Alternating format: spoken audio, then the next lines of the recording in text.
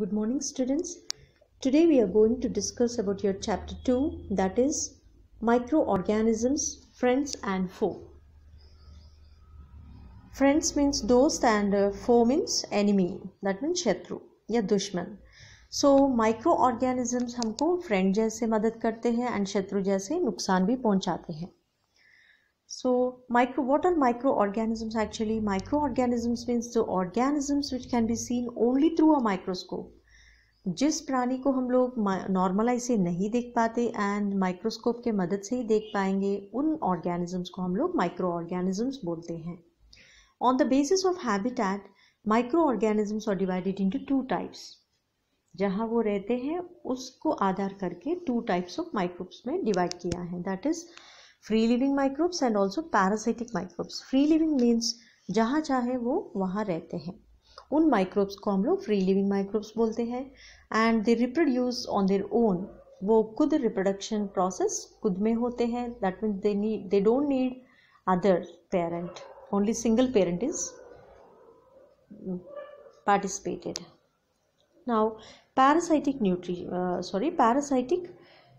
microbes. What are parasitic microbes? That means microbes which depend on others completely for food, shelter and nutrients. पोषण के लिए, पानी के लिए, खाना के लिए, सारे चीज़ों के लिए दूसरों के ऊपर निर्भर होने वाला प्राणी को हम लोग पैरासाइटिक माइक्रोब्स बोलते हैं. Now 5 major groups of microbes के बारे में पढ़ेंगे. Those are bacteria, fungi, algae, protozoa and virus. Bacteria और single cell, that means one cell only, unicellular. Single से एक ही सेल रहता है and differently shaped they are, like rod shape, spherical shape, cocco shape, spiral shape. And autotrophs और heterotrophs. Auto means खुद का खाना बनाते हैं एंड और इवन कुछ डिपेंड्स ऑन अदर्स, दूसरों के ऊपर भी निर्भर है कुछ. Like example, here I have shown some pictures, that is rod shaped bacteria, like rod जैसा होते हैं ये. and cocci means round structures they will be in. and comma shape, comma जैसा होने वाला बैक्टीरिया को हम लोग comma और curved shape बोलते हैं. and spiral means like spring like bacteria they will be. now fungi. So fungi are unicellular and multicellular. Unicellular means single cell and multicellular means many cells which are made up of. Heterotrophic है, ये दूसरों पे ऊपर निर्भर होते हैं खाने के लिए. and store food as glycogen के रूप में खाना को सेव करते हैं. and absorptive, with the help of hyphae roots जैसा होते हैं, उनके मदद से वो खाना को लेते हैं. Example, yeast, moulds, mushrooms.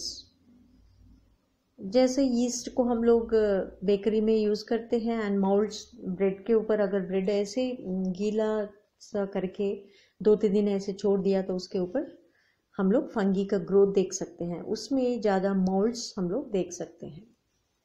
So like here bread mould, it is structure will be like this. Even penicillium is also a fungi. Algae are like unicellular and multicellular. Unicellular means single celled and multicellular means with many cells they will be. Mostly autotrophic. ये ज़्यादा autotrophic है, that means depends on does not depend, it prepares its own food. ये खुद का खाना बनाने वाले हैं क्योंकि because they contain chlorophyll pigment, green pigment जिसमें भी है वो खाना खुद का बना सकते हैं. उन प्राणियों को हम लोग ऑटोट्रॉफ्स बोलते हैं. And example, Chlamydomonas, Volvox, Spirogyra, like that. Here the structures are seen. Next, protozoa. Single celled. Protozoa भी सिंगल सेल्ड है, only one cell is present, that means they have flagella और cilia to move and swim.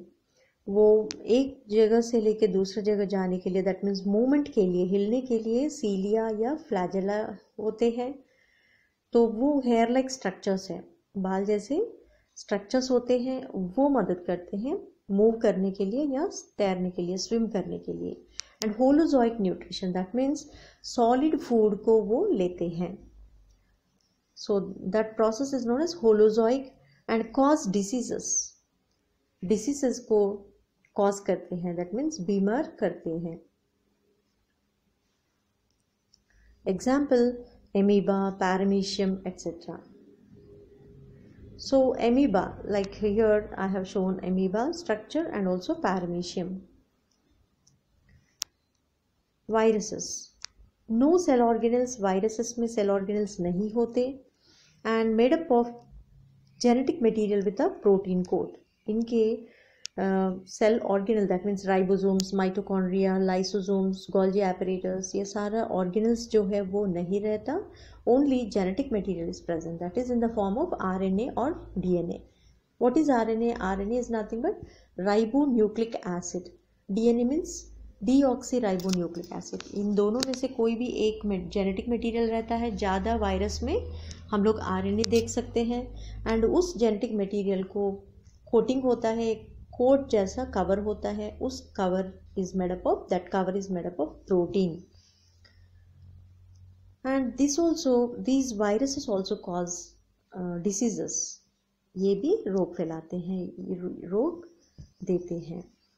Like example polio करते हैं, and polio एक रोग है, that means a disease, and flu, cold and cough. So many diseases are formed by the viruses or transmitted. And bacteriophage. Bacteriophage means when virus is attacked to the bacteria. Bacteria को जब virus attack करता है उसको हम लोग bacteriophage कहते हैं. And structure will be like this.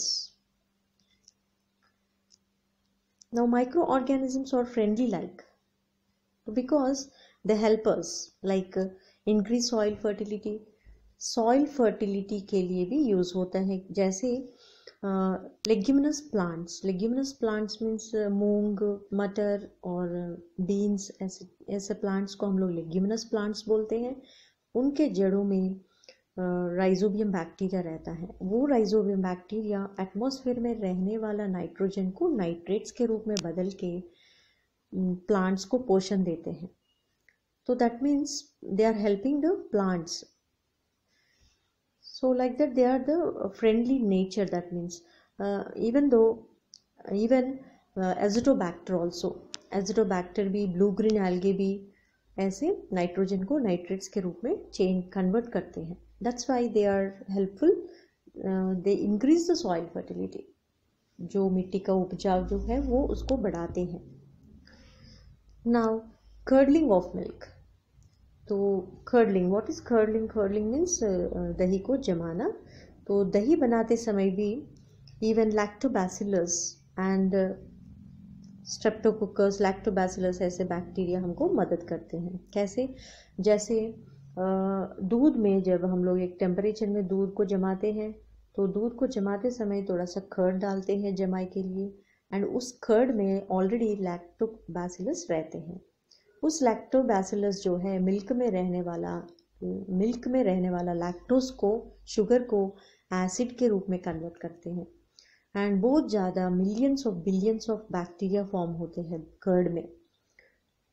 कुछ टेम्परेचर रीच होने के बाद, नॉर्मल कंडीशंस में आने के बाद, वो कर्ड बैक्टीरिया से भरा रहता है. पूरा मल्टीप्लिकेशन हो जाता है, पूरा रिप्रोडक्शन सब कुछ, मतलब पूरा मल्टीप्लाई होने के बाद कर्ड बन जाता है. एंड उस कर्ड में पूरा पोषण भरा, that means nutrients they produce. Bacteria जो मल्टीप्लाई होके हमको पोषण देते हैं, and that is mainly vitamin B12 is present in the curd.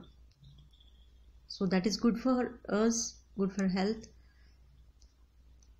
Bye that way micro organism is acting as friend for us. Now making of bread. Bread बनाते समय भी micro organisms use होते हैं, लाइक ईस्ट.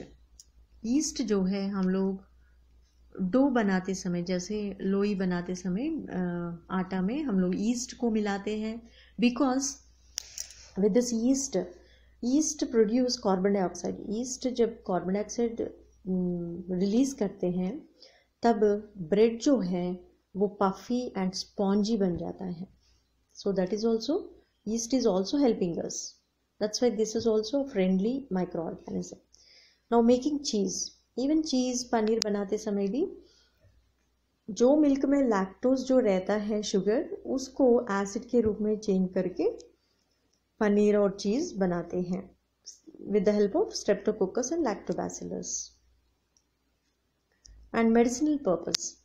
Even दवाई बनाने के लिए भी penicillin that means Penicillium fungi है एक, उसमें से penicillin product that is which acts as antibiotic जैसा काम करता है.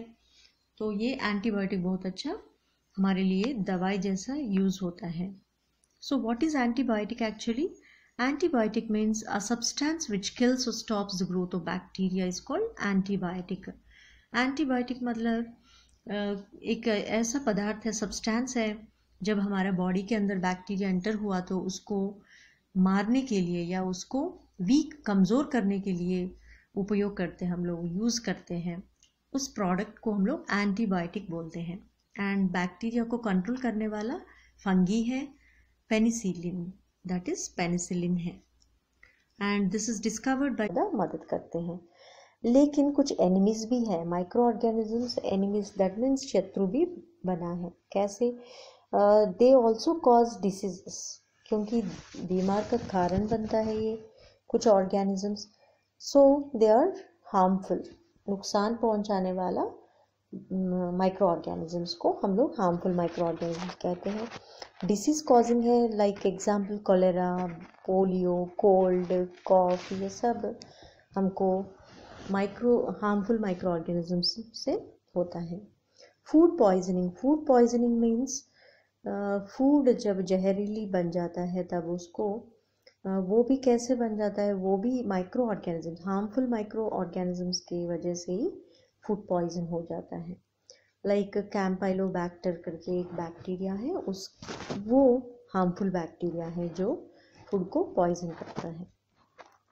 नाउ नेक्स्ट, फूड प्रिजर्वेटिव्स मतलब फूड को बचाने के लिए, हम माइक्रो ऑर्गेनिजम्स से बचाने के लिए कुछ तरीका, कुछ प्रोसेस को हम लोग यूज़ करते हैं. वो है बाय कॉमन सॉल्ट. अगर ज़्यादा नमक डाल के, जैसे अचार में ज़्यादा नमक डालते हैं, मतलब बराबर से भी थोड़ा सा ज़्यादा. क्यों? Because to prevent from microbial attack होने से बचाने के लिए हम लोग कॉमन सॉल्ट ज़्यादा डालते हैं. एंड बाय शुगर, ज़्यादा चीनी होने से भी अटैक नहीं होते. एंड ऑयल एंड विनेगर के हेल्प से ही हीट एंड कोल्ड ट्रीटमेंट, जैसे पॉस्चराइजेशन है, वो दूध को 70 डिग्री सेंटीग्रेड में 15 to 30 सेकेंड्स के टाइम पे उसको गर्म करते हैं दूध को, इसलिए कि माइक्रोब्स को मारने के लिए. एंड तुरंत उसको ठंडा करते हैं कि आगे बैक्टीरिया बढ़े ना, तो उसके लिए जल्दी तुरंत ठंडा करके फिर उसको स्टेरलाइज्ड पैकेट्स में या बॉटल्स में पैक करते हैं. तो उससे क्या होता है, माइक्रोबियल अटैक नहीं होगा. नेक्स्ट, स्टोरेज मतलब बचा के रखने के लिए भी हम लोग बचा के फिर पैकिंग करके, अच्छा सा पैकिंग करके भी हम लोग माइक्रोब्स को हटा सकते हैं.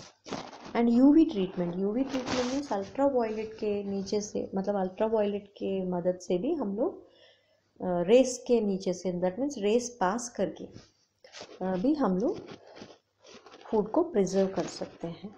So that is your lesson.